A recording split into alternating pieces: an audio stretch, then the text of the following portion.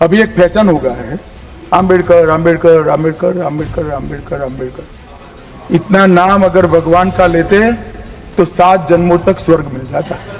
अमित शाह जी और prime minister को शायद ये आभास नहीं है कि आज वो अगर गृह मंत्री हैं या प्रधानमंत्री हैं तो वो भगवान की देन नहीं है, बाबा साहब अम्बेडकर के संविधान की देन है। और अहंकार बहुत अच्छा नहीं होता है। जैसे मैंने आपसे कहा कि न सदा कांग्रेस सत्ता में रही और ना सदा भाजपा सत्ता में रहेगी। बाबा साहब अम्बेडकर सदा थे, सदा हैं और सदा रहेंगे। बाबा साहब ने कहा था कि जो संविधान में समता के अवसर दिए गए हैं, एजुकेशन में, राजनीति में और आर्थिक स्थिति सुधारने में, तो एक समय ऐसा आएगा कि वंचित वर्ग के लोग भी पढ़ लिख कर आर्थिक रूप से मजबूत होकर आगे बढ़ेंगे और 21वीं सदी कमजोर वर्गों के लोगों की होगी।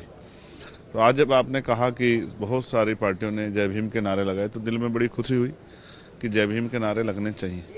हालांकि ये भी सच है कि बहुत सारी पार्टियों का जय भीम सिर्फ दिखावा है, चुनावी दिखावा, क्योंकि जब उनकी सरकारों में उनको मौका मिलता है कि वो जय भीम और बाबा साहब अम्बेडकर के विचारों पर चलने काम करे तो वहां वो चूक जाती।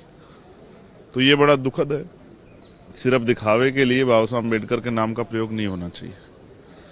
एक बड़ी चिंता जो है, कल से जो राज्यसभा में होम मिनिस्टर ने जो बयान दिया है, हालांकि उनका जो बयान था वो पूरे रूप से वो कांग्रेस पे एक हमला था, लेकिन जिस तरह के शब्दों का प्रयोग उन्होंने किया उससे एक बड़ा आक्रोश जो है हक वंचित समाज में, उनमें गहरी चिंता है। भले ही अमित शाह जी के लिए बाबा साहब अम्बेडकर कोई बहुत मायने ना रखते हो, लेकिन इस देश के करोड़ों वंचितों, शोषितों, महिलाओं के मुक्तिदाता हैं बाबा साहब अम्बेडकर।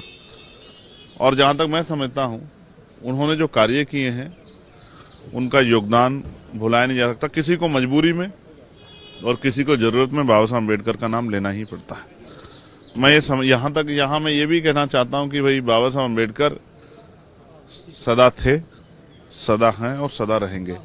लेकिन अमित शाह जी और प्राइम मिनिस्टर को शायद ये आभास नहीं है कि आज वो अगर गृह मंत्री हैं या प्रधानमंत्री हैं तो वो भगवान की देन नहीं है, बाबा साहब अम्बेडकर के संविधान की देन है। आज वो अगर गृह मंत्री या प्राइम मिनिस्टर हैं तो बाबा साहब के संविधान की वजह से हैं। और अहंकार बहुत अच्छा नहीं होता है। जैसे मैंने आपसे कहा कि ना सदा कांग्रेस सत्ता में रही और ना सदा भाजपा सत्ता में रहेगी। एक समय आएगा कि इसी देश के लोग इस भारतीय जनता पार्टी की सरकार को उखाड़ कर फेंक देंगे।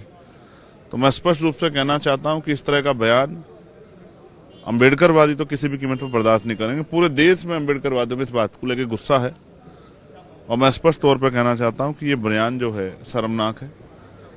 लेकिन जो इस बयान के नाम पे नारे लगा रहे हैं उनको भी कहना चाहता हूं कि जहां उनकी सरकार है वहां बाबा साहब अम्बेडकर के विचारों के आधार पर आप सरकार चलाएं तो शायद जो है बाबा साहब अम्बेडकर का नारा लगाना, जय भीम का नारा लगाना सफल हो पाएगा। तो यही वजह थी आज आप इस प्रोटेस्ट में शामिल नहीं हुए या होना नहीं चाहते? नहीं, मैं अपना प्रोटेस्ट कर रहा हूँ। ये अम्बेडकर आर्मी है। अम्बेडकर आर्मी हमेशा से लड़ती रही। ये तो लोग यहाँ लड़ रहे हैं, हम लोग तो उनके